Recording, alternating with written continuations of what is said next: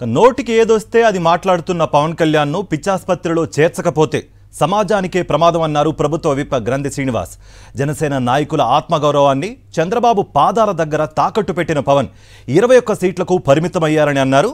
అన్నతో విభేదించి పార్టీ పెట్టానని చెబుతున్న పవన్ కళ్యాణ్కు చిరంజీవికి ఏమాత్రం పోలిక లేదని ఎద్దేవా చేశారు శ్రీనివాస్.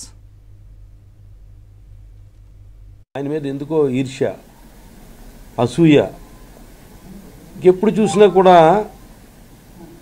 జగన్ గారి గురించి విమర్శలు చేయడం, అది ఇంకా ప్రజలకి ఈయన మెంటల్ ఇన్బ్యాలెన్స్ గురించి అర్థమైపోయింది. నేను భీమవరంలో స్థలం కొనుక్కుందామంటే నాకు ఎవరిని అమ్మనివ్వకుండా చేశాడని భయభ్రాంతులు అయిపోయారని, భీమవరంలో ప్రపంచ కోటీశ్వరులు ఉన్నారని, ప్రపంచ కోటీశ్వరులు అందరూ భీమవరాన్ని ఎందుకున్నారు అసలు? అరే నీకు ఇల్లు కొనుక్కుంటానికి వస్తే నేను అడ్డుకున్నానని చెప్తున్నావు. రా, నేను ఇస్తాను.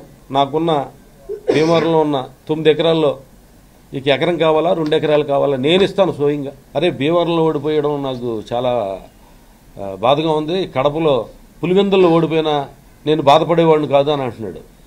అసలు ఏం మాట్లాడుతున్నాడు ఆయన అర్థమవుతాలా? పులివెందుల్లో పోటీ చేయపోని అసలు ఇప్పుడు దాకా ఎక్కడికి పోటీ చేయాలో అసలు లేదంటే 24 సీట్లు తీసుకుని చంద్రబాబు నాయుడు కాళ్ళు చేతులు పట్టుకుని జన సైనికుల ఆత్మగౌరవాన్ని చంద్రబాబు నాయుడు పాదాల దగ్గర తాకట్టు పెట్టి పొత్తులు జగన్మోహన్ రెడ్డి గారిని దించాలి, ప్రభుత్వ వ్యతిరేక ఓటు చీలిపోనివ్వకూడదు అంటూ ఢిల్లీలో పడిగాపులు పడి రాష్ట్ర ప్రయోజనాలు అని చెప్తుంటే ప్రజలు ఏమన్నా అమాయకులు నమ్మడానికి? అసలు పార్టీ లేదు, బొక్క లేదు అన్నట్టుగా. ఒక బూత్ కన్వీనర్ లేడు, మనం 10 మందికి భోజనాలు పెట్టలేం, మనది అసలు మన పార్టీ అయినా మందే, అసలు నన్ను గెలిపించలేదు మీరు అని వాళ్ళ మీద నిందలు మోపుతూ నువ్వు ఓడిపోవడానికి వాళ్ళే కారణం అన్నట్టుగా, నాకు ఓట్లు వేయలేదు మీరు అని చెప్పి, నా పార్టీలో నాకు సలహాలు ఇవ్వద్దు, సూచనలు ఇవ్వద్దు, ఉంటే ఉండండి పోతే పొండి అని ఈ రకంగా నీ పార్టీకి సంబంధించిన నీ అభిమానుల్ని జన సైనికుల్ని కూడా అవమానించే ధోరణిగా మాట్లాడటం. రాజకీయాల్లో ఇటువంటి వింత పోకడలు ఎక్కడ కూడా చూడాల. పంచిలు ఓడగొట్టి తంతానని చెప్పి చెప్పు తీసి చూపించడం, అలా రోడ్డు మీద తరిమి కొడతామని చెప్పడం. అసలు ప్రజాస్వామ్యంలో ఎక్కడా కూడా ఏ రాజకీయ నాయకుడు కూడా వాడని భాష, ఒక రౌడీ భాష మాట్లాడుతూ గ్రంథి శ్రీనివాస్ రౌడీ లేదా జగన్మోహన్ రెడ్డి గారు రౌడీ ఇలా మాట్లాడుతుంటే గురువింద గింజ సామెత గుర్తొస్తుంది. అరే చంద్రబాబు నాయుడు దగ్గర తలంచుకుని దిగజారిపోయినట్టుగా 24 సీట్లు కొప్పుకున్న 24 సీట్లలో మళ్ళీ 3 సీట్లు దానం చేసావు. అరే ఓ పార్టీ పెట్టాలి. మీ అన్నగారిని వ్యతిరేకించి మీ అన్నగారితో చిరంజీవి గారితో విభేదించి వచ్చానని నిన్న చెప్పావు. 8 సీట్లు గెలిచాడు ఆయన.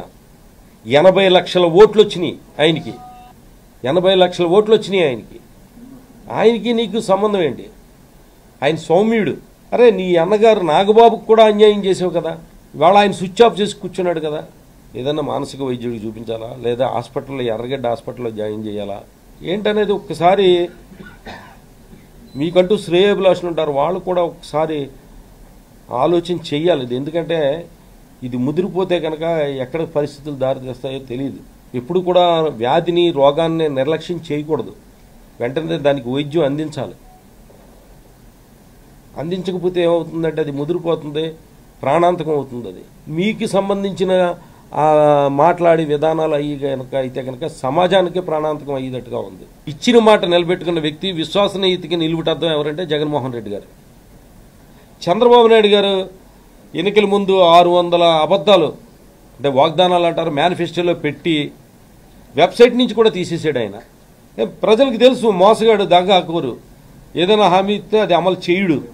ఎన్నికల ముందు చెప్తాడు తప్ప చంద్రబాబు నాయుడు గారు ఎన్నికలు అయిన తర్వాత పంగనామాలు పెడతాడని చెప్పి ప్రజలకు తెలుసు. కాబట్టి ప్రజలు వీళ్ళ తుక్కుగా ఓడింతారని చెప్పి అందరం కలిస్తే గనక ఏదైనా గతంలో వచ్చిన 23 సీట్లన్నా నిలబెట్టుకోవచ్చు అనే ఉద్దేశంతో అందరూ కలిసి పోటీ చేస్తున్నారు తప్ప వాళ్ళు మేము అధికారంలో వస్తామని పైకి చెప్పే మాటలన్నీ కూడా అసత్యాలే. ఎందుకంటే ప్రజలు జగన్మోహన్ రెడ్డి గారు వెంట ఉన్నారు.